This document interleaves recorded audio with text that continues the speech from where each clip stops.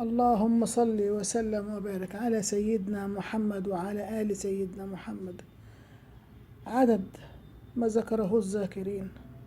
اللهم صل وسلم وبارك على سيدنا محمد وعلى آل سيدنا محمد عدد ما غفلوا عن ذكره الغافلين. بسم الله الرحمن الرحيم. السلام عليكم ورحمة الله وبركاته.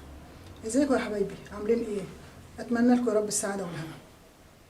دلوقتي انا جايبه لكم وصفه النهارده كحل الاجداد، كحل جنوب مصر، كحل من الصعيد، من الاجداد القدامى. الكحل ده كله مواد طبيعيه وبيخلي العين جميله جدا، صفاء، وبيطول الرموش.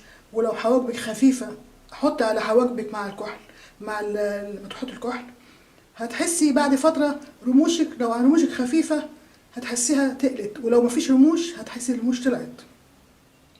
وفي نفس الوقت الحواجب لو خفيفة مع الاستمرار هتلاقيها نبتت وطلعت وتقلت، ويخلي العين صافية وجميلة جدا وصحية. ما ده حاجات طبيعية جدا. احنا عندنا دلوقتي الكحل ده كان جدتي بتعمله، انا ما بجيبلكوش حاجة من بره. ده من جنوب الصعيد مصر، جنوب مصر. ده لبان دكر. لبان دكر ده بيتندر وبيتحط، بيتعمل منشور وبيشربوه، وليه فوائد صحيه كتير جدا ويعتبر مضاد حيوي. اللي زيه كمان مر البطارخ. مر البطارخ ده برضو مضاد حيوي عالي جدا، ومش كلامي ده كلام دكاتره كمان، لكل الجسم، يعني مفيش منه مشكله، بيتشرب برضو. عندنا كمان حبه البركه. حبه البركه برضو نفس الحكايه، بتتحط على الاكل. يعني هنا حبه البركه بنحطها على الاكل عادي، وممكن نمضغها عادي. دي حبة البركة. ده لبان الذكر، ده مضاد حيوي. اللي زيه كمان مضاد حيوي زيه ده اللي هو مر البطارخ. انا خدت مر البطارخ مع لبان الذكر الاتنين، مع حبة البركة، مع بذر البصل.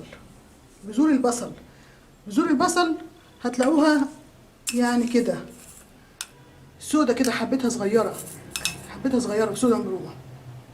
ده بذور البصل. خدت الاربع حاجات دول مع بعض. خدت بذور البصل هنا، دي خدت الحبه السوداء اللي هي حبه البركه وبذور البصل، وخدت مر البطارخ، وخدت اللبان الذكر ده، وطحنتهم الاربعه مع بعض. اتطحنوا مع بعض الاربعه. ده المطحون بتاعهم اهو. بس انا عامله كميه صغيره هنا، بس انا عملت قبل كده كتير يعني. دول طحنت الخليط كله مع بعضه. طحن مع بعضه. اعمله ازاي بقى؟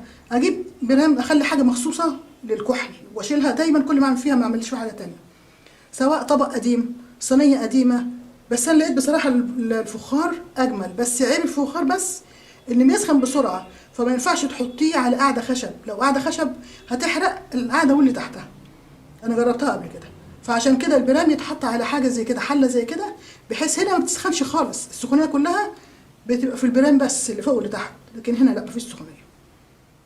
احط كل الحاجات اللي اتطحنت دي على القطنه دي، احطها على القطنه كده. انا مش عامله دلوقتي عشان عاملاها لسه.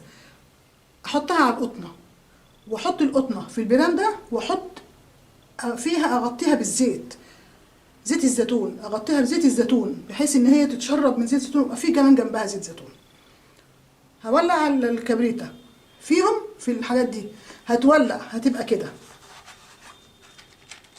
اوريكم عينه واقفلها على طول عشان انا عاملاها قبل كده، عشان ما ياخدش وقت مع بعض. يعني دي مولعها قبل كده اهي. لو انا حملتها كده اهي بتبدا تولع، تمسك فيها النار. اخلي معلقه برضو جاهزه للحاجات دي على طول، بحيث ان ما تسخش الحاجات. يعني كل حاجه ليها حاجتها.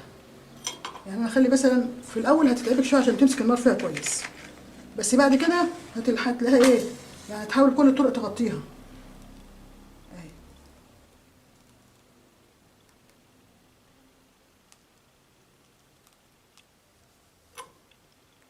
مجرد ما تدقي فيها النار ومع الحاجات اللي هي مطحونه وفي الهواء، مش عايزه كتمه. يعني انت لو كتمتيه كله البرام على فوقه هتطفي، فانت لازم تخلي البرام موارب شويه او في تيار هواء، بس النهارده عشان احنا دلوقتي في الشتاء فمفيش تيار هوا، فبقيت اخلي نصه باين، يعني ما اخليش البتاع كلها، واقلب يبقى عندي معلقه بحيث احرك النار في الحته اللي انا عايزاها اهي.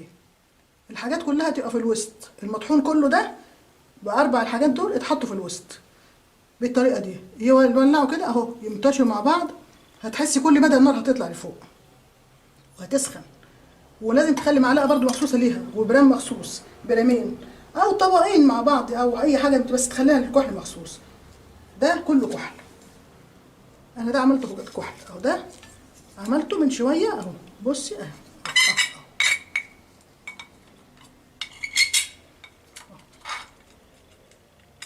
مجرد ما بعمل كده بس اهو، بصي الكحل.